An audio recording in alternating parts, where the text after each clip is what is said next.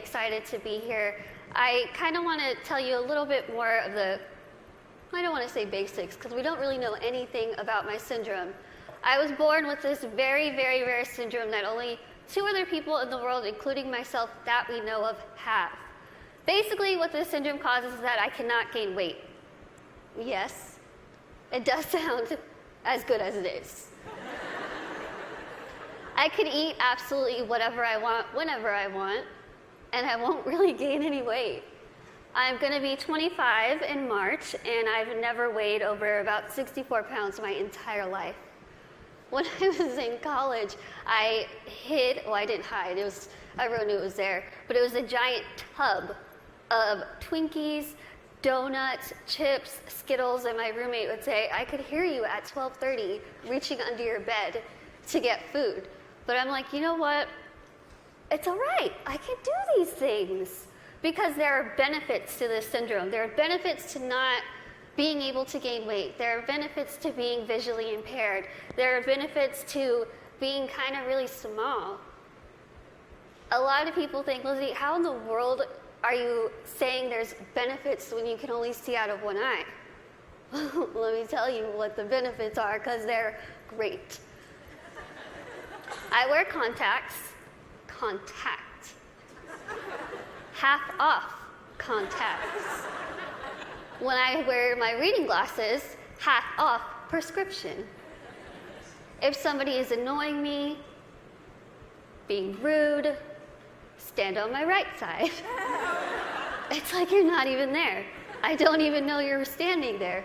Right now, if I stand like this, I have no clue that there's this whole side of the room.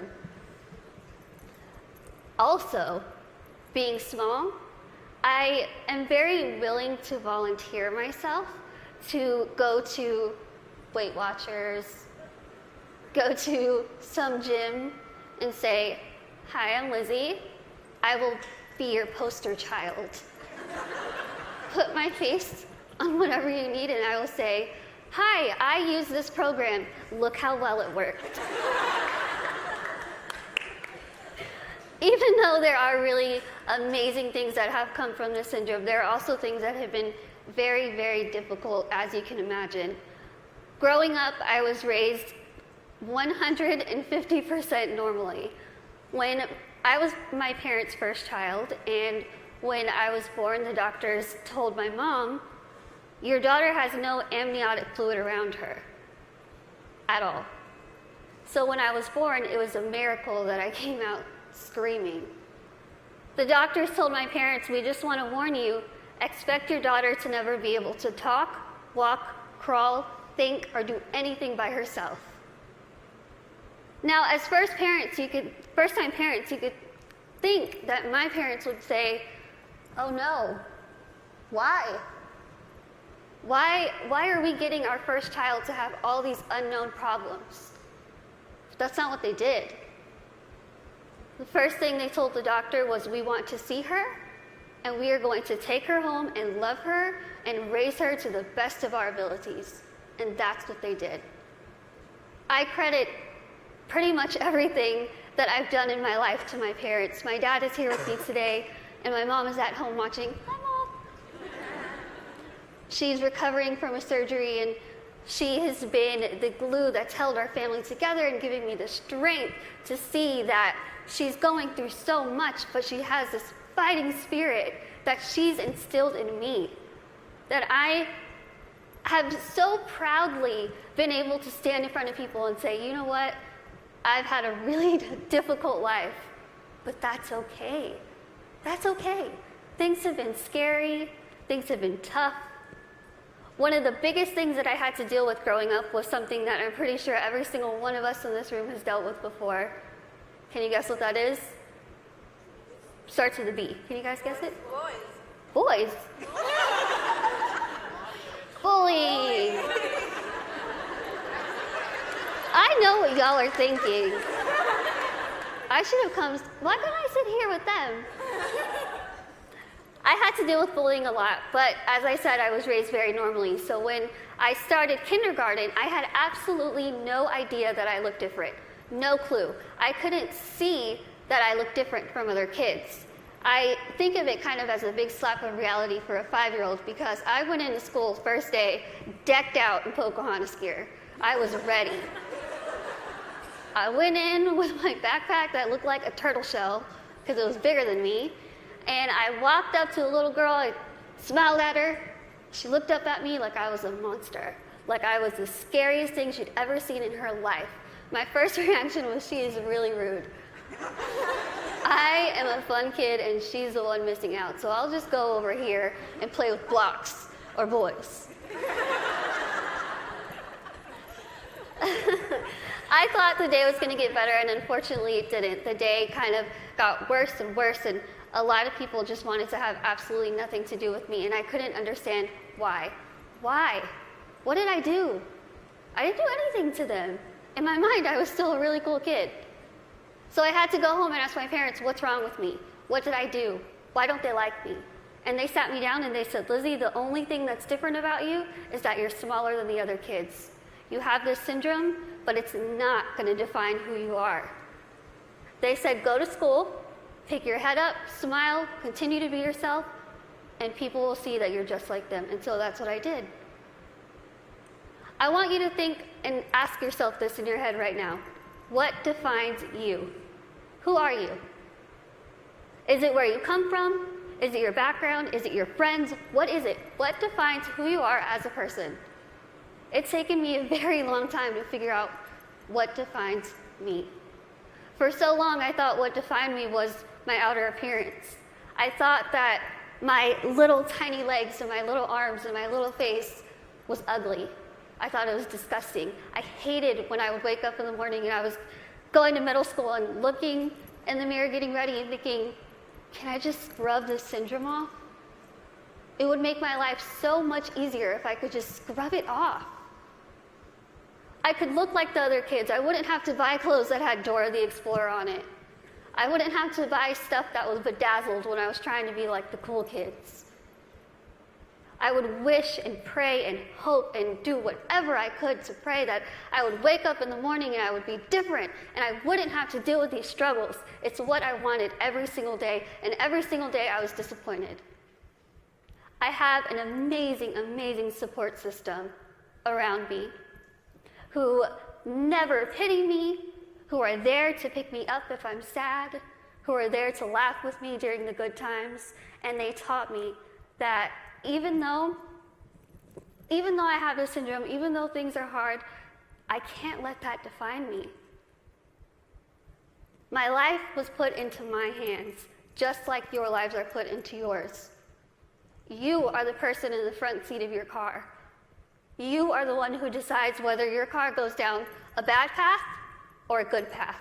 You are the one that decides what defines you. Now, let me tell you, it could be really hard to figure out what defines you.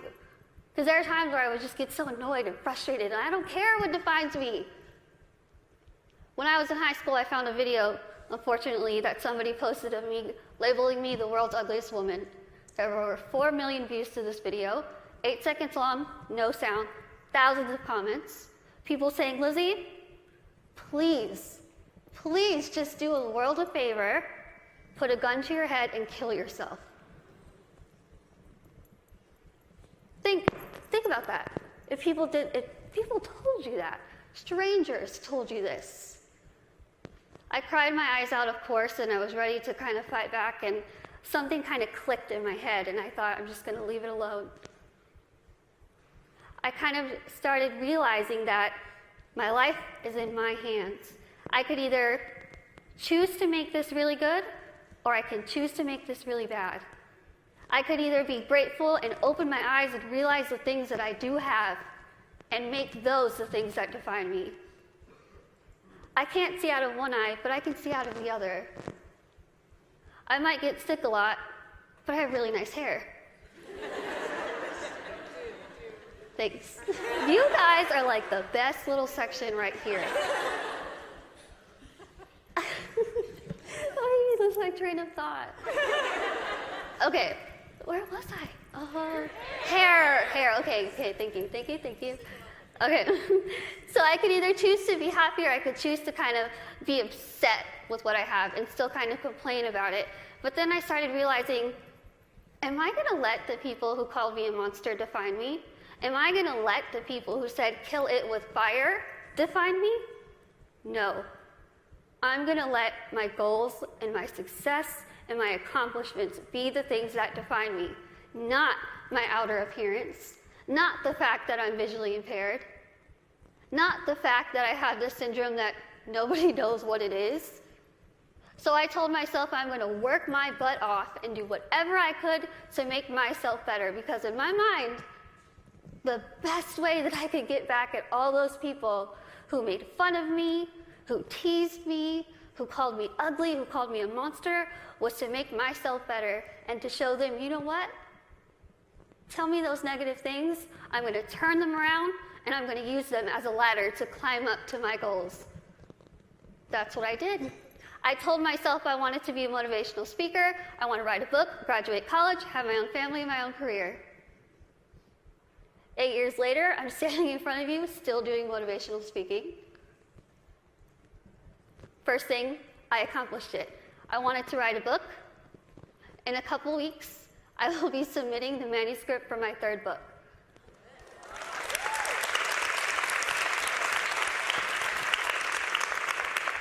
I wanted to graduate college, and I just finished college. I'm getting a degree in communication studies from Texas State University in San Marcos, and I have a minor in English. I really tried to use real life experience while I was getting my degree, and my professors were not having it. But I wanted to have, lastly, my own family and my own career, and the family part is kind of down the line. My career part, I feel like I'm really doing well with it, considering the fact that when I decided I wanted to be a motivational speaker, I went home, I sat in front of my laptop, went to Google, typed in how to be a motivational speaker. I'm not even joking. I worked my butt off. I used the people who were telling me that I couldn't do this to motivate me. I used their negativity to light my fire to keep going. Use that. Use that.